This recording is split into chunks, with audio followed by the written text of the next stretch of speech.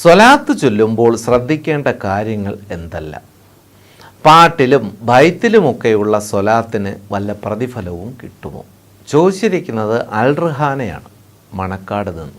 സ്വലാത്തിൻ്റെ മാത്രം പ്രത്യേകതയാണ് ആര് ചെയ്താലും കൂലി കിട്ടുമെന്നത്, വേറെ ഒന്നിനുമില്ല.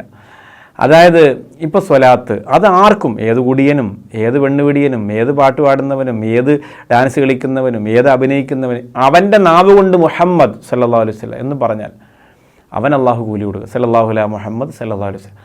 പക്ഷേ ഇവിടെ അങ്ങനെ വരുമ്പോൾ സ്വലാത്തിനൊരു ഒരു നിയ്യത്തും വേണ്ടേ, സ്വലാത്തിന് ഒരു ശ്രദ്ധയും വേണ്ടേ, സ്വലാത്തിനൊരു നിയമവുമില്ലേ എന്നൊക്കെ ചോദ്യം വരാം. അതിൽ നിന്നാണ് ഈ ചോദ്യം വന്നതെന്ന് ഞാൻ മനസ്സിലാക്കുന്നു. എല്ലാ നിയമങ്ങളും സ്വലാത്തിനുണ്ട്.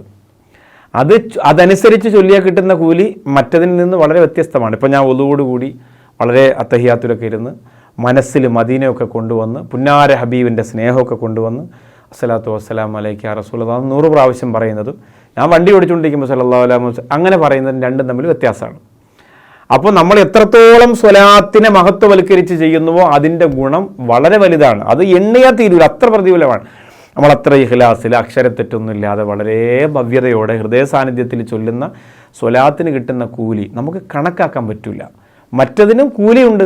വെറുതെ ഒരാൾ ചൊല്ലി, തമാശയ്ക്ക് ചൊല്ലി, കളിയാക്കാൻ ചൊല്ലി, കള്ളുകുടിച്ചിട്ട് ചൊല്ലി ഒരാളെ ചെല്ലാം, അയാൾക്കും സ്വലാത്ത് ചൊല്ലുന്ന മുഴുവൻ ആളുകൾക്കും കൂലിയുണ്ട്.